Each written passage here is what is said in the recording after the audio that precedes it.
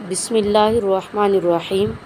نبی کریم صلی اللہ تعالیٰ علیہ وسلم نے فرمایا، امانت داری آسمان سے بعض لوگوں کے دلوں کی جڑوں میں اترتی ہے، یعنی ان کی فطرت میں داخل ہے،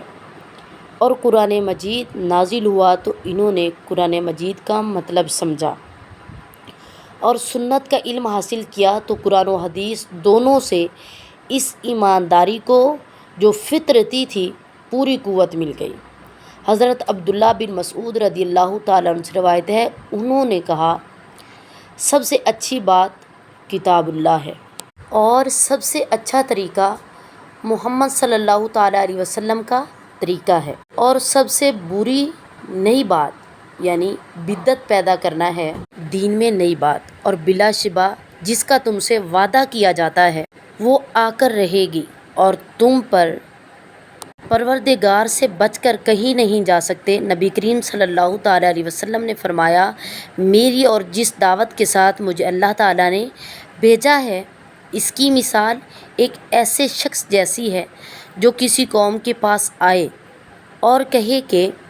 اے قوم، میں نے ایک لشکر اپنی آنکھوں سے دیکھا ہے اور میں ننگ دڑنگ تم کو ڈرانے والا ہوں، پس بچاؤ کی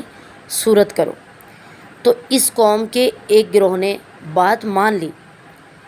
اور رات کے شروع ہی میں نکل بھاگے اور حفاظت کی جگہ چلے گئے، اس لیے نجات پا گئے، لیکن ان کی دوسری جماعت نے جھٹلایا اور اپنی جگہ ہی موجود رہے۔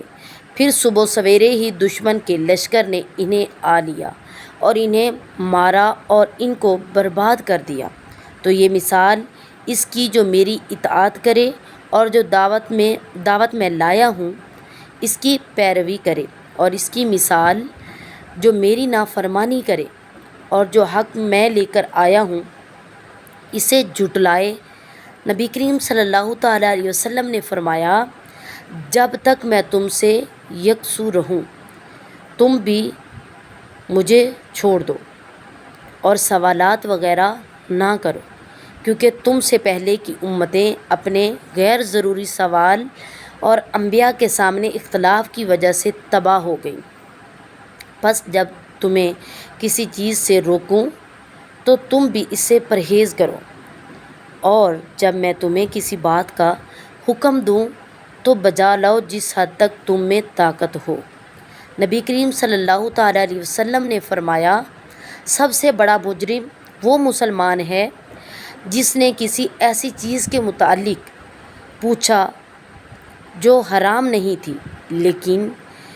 اور اس کے سوال کی وجہ سے وہ حرام کر دی گئی۔